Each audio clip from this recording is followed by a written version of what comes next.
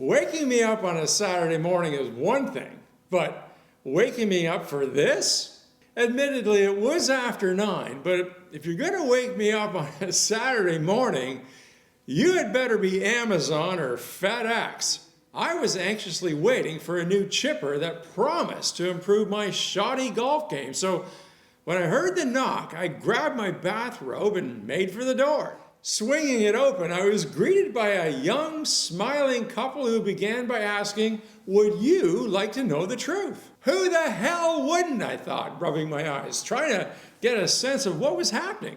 As my eyes gained focus, I could see they had some colorful pamphlets which presumably contained the truth. Holding the bundle of truth closely to her chest, the young woman informed me that the Word of God was the truth and that He, God, wanted what was best for me. Well, as it turns out, my truth was that I had been raised in a Christian fundamentalist home, and for the first 18 years of my life, I felt like I was an experiment in the Manchurian Candidate.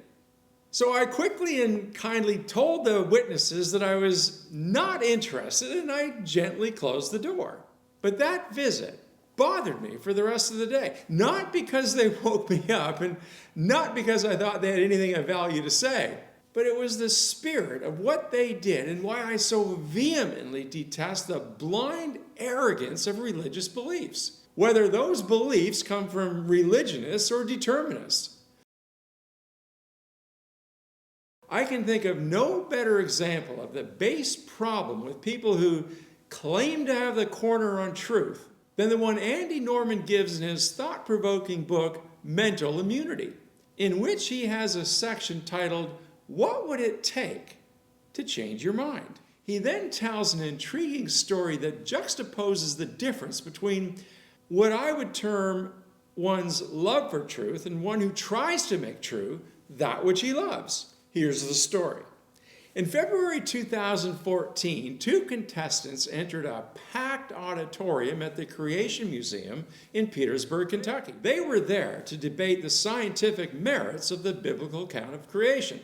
Now, the pro-biblical debater, Ken Ham, was defending the literal truth of the origin story of Genesis. His opponent, science educator and TV personality Bill the Science Guy Nye, stated that the Genesis story was scientifically untenable. Not surprisingly, neither man succeeded in persuading the other to change his mind. But what was fascinating was their answers to a question posed by the debate's moderator. "Gentlemen," he asked, "what would it take to change your mind?" In context, he probably meant change your mind about evolution, but his framing of the question was suggestively general.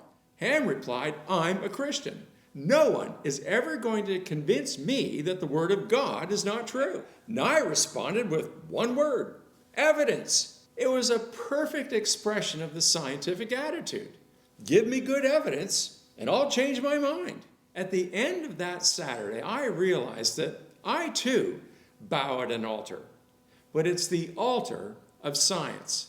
Not an altar that claims to know the truth, but one that's in perpetual pursuit of the truth. Now, the witnesses who knocked on my door that Saturday morning, they are no more guilty of blind thinking than much of the rest of humanity who clings to implanted, baseless beliefs, whether that be astrology, theology, or determinism.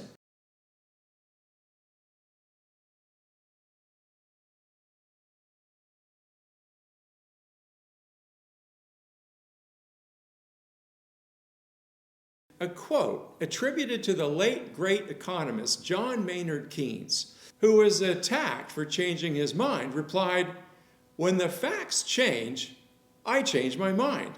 What do you do, sir?" Now, whether Keynes actually said this is irrelevant. What's relevant is the response itself. Unfortunately, people who change their minds are often considered flip-floppers, opportunists, or charlatans. But the truth is that down through the ages, the giants of humanity would accept nothing less than evidence. And when confronted with it, they willingly change their minds. Without them, we would still be swinging from the trees on a perfectly flat earth. By the way, I did get that chipper later that day, And the evidence would suggest that you cannot buy your golf game. Life is about choices. Control is when you make them.